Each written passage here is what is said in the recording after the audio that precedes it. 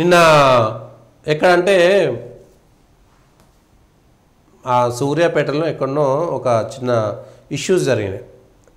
రాష్ట్ర ప్రభుత్వానికి ప్రజలకు బుద్ధి ఉంటే ప్రజల్నే అంటున్నాను నేను ఈ మాట. సెల్ ఫోన్ కోసం తల్లిని కొట్టి చంపిన 20 సంవత్సరాల కొడుకు. ఎందుకంటే ఇది ఎక్కడ నారాయణఖేడ్ దగ్గర ఒక కొడుకు మద్యానికి బానిసైపోయాడు. 25 సంవత్సరాల ఒక కొడుకు మద్యానికి బానిసైపోయి తల్లిని 20,000 రూపాయలు నేను సెల్ ఫోన్ కొనుక్కుంటా అని చెప్పి వేధిస్తున్నాడు. రోజు తాగొచ్చి వేధిస్తున్నాడు. ఒక యువకుడు కేవలం మద్యానికి బానిసైపోయి, మద్యం తాగితే తప్ప మద్యం వల్ల ఇది లేదా, వాడు సినిమా వాడు డైరెక్టర్లు హీరోలంతా వచ్చి ఏం చేస్తారో బయట ఏం తాగకుంటే అని మనొకరిని రెచ్చగొడుతుంటారు. మద్యానికి బానిసై ఈ కుటుంబం ఇవాళ చిన్న భిన్నమైపోయింది. దానికి ఎవడు కారణము? మద్యం ఎవడు పోస్తున్నాడు? ఇంకొకటి దాని కిందనే మద్యానికి బానిసై వేధిస్తున్నాడని కన్న కొడుకుని చంపిన తండ్రి. ఇది ఎక్కడ సూర్యాపేట దగ్గర బాపూజీ దండ, ఆత్మకూరు మండలంలోని బాపూజీ తండా దగ్గర ఈ కొడుకు పెండ్లైంది. మళ్ళా వచ్చి తండ్రిని వేధిస్తున్నాడు, తండ్రిని కొడుతున్నాడు మందు దాగొచ్చి. ఇద్దరి మధ్యన మాట వచ్చి ఆయన మీద దాడి చేయాల్సినటువంటి పరిస్థితి వచ్చింది. రాష్ట్రంలో ఉన్నటువంటి ప్రజలే మద్యాన్ని అమ్ముతుంటే, మద్యాన్ని ఇదో తెలంగాణ సంస్కృతి, ఇష్టం ఉన్నట్టుగా మందు తాగడం అనేటువంటిది తెలంగాణ సంస్కృతి కానే కాదు. ఏదో పండగలప్పుడు, పబ్బాలప్పుడు, ప్రత్యేక శుభకార్యాలప్పుడు మాత్రమే మందు తాగడము, అంతేకాని రోజు మందు తాగి రావడం అనేటువంటిది తెలంగాణ సంస్కృతి కాదు. అది గొప్పతనానికి నిదర్శనం అసలే కాదు. ఇవి రెండు జనాలకు తెలిసినాయి, మీడియాలో వచ్చింది. రాకపోయింటే జరిగేటువంటి మద్యం వల్ల జరిగేటువంటి విభిన్నమైనటువంటి అనేక సంఘటనలను మనం ఇవాళ చూపెట్టలేకపోతున్నాం. అయితే 4 కోట్ల మంది ఉన్నటువంటి దాంట్లో 2 కుటుంబాలు 3 కుటుంబాలను లెక్కేస్తామా? కానీ రోజు మందు తాగడం వల్ల ఇవాళ వాళ్ళు మర్డర్ కావడమో ఇంకేదో జరగడం వల్ల వచ్చింది. రోజు చిచ్చు పెట్టుకొని మందు తాగడం వల్ల రోడ్ల మీదకి వెళ్ళి కింద పడి, రోజు మందు తాగడం వల్ల ఈ ఏదో పోలీసు వాళ్ళు పట్టుకొని పోయి కోర్టులకు పోయి అవసరం ఏమొచ్చింది? ప్రభుత్వాలకు చిత్తశుద్ధి లేదు, ప్రజలకు బుద్ధి లేదు. ప్రజలకు బుద్ధి ఉంటే మేము మద్య నిషేధం చేస్తేనే, లేకపోతే మద్యం పైన ప్రొహిబిషన్ పెడితేనే మేము ఓటేస్తాము, ప్రతి గ్రామంలో బెల్ట్ షాపులు అన్నింటినీ రద్దు చేస్తాము, మద్యం అమ్మకాలను తగ్గించేస్తామనేటువంటి ప్రభుత్వానికి ఓట్లేస్తామంటేనే వస్తుంది.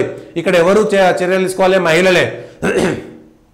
మహిళలకేం సంబంధం అనుకోవద్దు. కుటుంబాలను కాపాడాల్సినటువంటి బాధ్యత మహిళల పైన ఉంది. కాబట్టి ఈ రాష్ట్రంలో మహిళలు చైతన్యం కావాల్సినటువంటి సందర్భం ఇది. ఏ ఒక్కరు కూడా రోజు ఎన్ని కేసులు వస్తున్నాయి? మద్యం తాగినటువంటి కేసులు పోలీసుల దగ్గర ఎన్ని కేసులు వస్తున్నాయి? మద్యం తాగి దొరికి బండ్లు తోలుకున్నటువంటి వాళ్ళు, దొరికినటువంటి వాళ్ళు ఎంతమంది? వాళ్ళ ఎన్ని కుటుంబాలు ఆగమైపోతున్నాయి? ఎంతమంది అప్పుల పాలవుతున్నారు మద్యం తాగడం వల్ల? ఎంతమంది మద్యానికి బానిసైపోయి కుటుంబాలు చిన్నభిన్నమవుతున్నాయి? ఒక్కసారి ఆలోచించాల్సింది ప్రభుత్వం ఆలోచించాలి, ప్రజలు కూడా ఆలోచించాలి. మనం ఓటేసేటప్పుడు 100% మేము బెల్ట్ షాపులు నడవనియము, మద్యం పైన నియంత్రణ తీసుకువస్తాము, అసలు దొరకనేమో. గ్రామాలలో మందు దొరకకపోతే సగం మంది తాగడం మానేస్తారు. ఒక గ్రామంలో మందు దొరకకపోతే సగం మంది తాగడం మానేస్తారు. రాజకీయ నాయకులు వాళ్ళ అవసరాల కోసం, వాళ్ళ ప్రభుత్వాల కోసం ప్రభుత్వం మద్యం మీద నడుస్తుంటే ఇట్లాంటి సంఘటనలు వస్తున్నాయి. ఎన్ని కుటుంబాలు చిన్నాభిన్నమైతే కానీ ఈ ప్రజలకు బుద్ధి రాదు, ఈ ప్రభుత్వాలకు బుద్ధి రాదు. ప్రజలను కూడా నేను నిందిస్తున్నా ఈ విషయంలో. చైతన్యం లేకుండా ఎందుకు పోయింది? మద్యానికి ఎందుకు బానిసలు అవుతున్నాం మనం? ఇదేనా మన పద్ధతి? మద్యం తాగడం అంటే తెలంగాణలో తాగుడు కాకపోతే ఇంకేం లేనటువంటి ఒకటి. ఆంధ్రాలో కూడా అట్లే ఉన్నది. తెలంగాణలో ఆంధ్రాలో మద్యం ఏర్లై పారుతున్నది. సినిమాలలో కూడా పడేది మద్యం తాగడం అనేటువంటిది గొప్ప ఇదైనట్టుగా, మద్యం తాగి చింది లేయడం అనేటువంటిది గొప్పదన్నట్టుగా పబ్బులు గొప్పగా తీసుకొచ్చి అదేదో పబ్బుకు పోతే గొప్ప సంస్కృతి అనేటువంటిది తీసుకురావడం సినిమాలలో చూపిస్తారు.